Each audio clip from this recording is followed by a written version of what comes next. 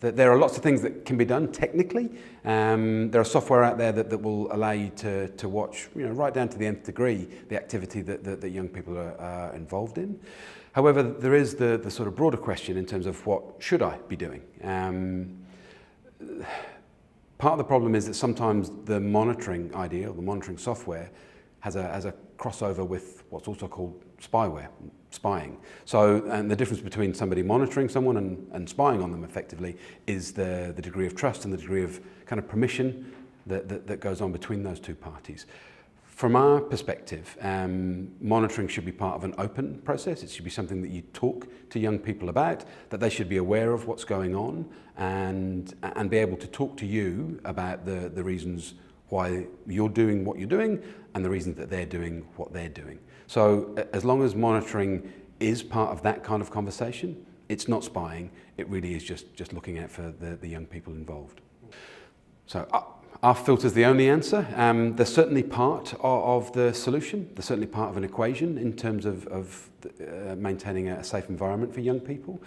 But if they become the only part of that equation, then they become also at the same time a single point of weakness.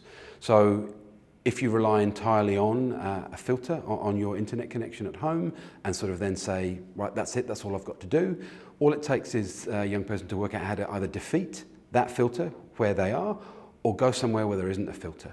So while those filtering applications will help prevent accidental access to certain content, they won't stop someone who's deliberately trying to get to a particular site or contact a particular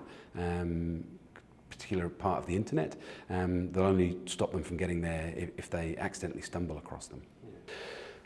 So while there are lots of technical solutions in terms of how to maintain a safe environment, a huge part of the environment that is around young people when they're online are the people that provide the extra level of support and the extra level of care above and beyond what they can get from the technology. A huge part of that equation in terms of maintaining online safety for a young person are the conversations that they have, the level of trust that they have with the people that they should be able to go to should things go wrong. The conversations that adults have with young people are absolutely vital in building a safe environment for young people online.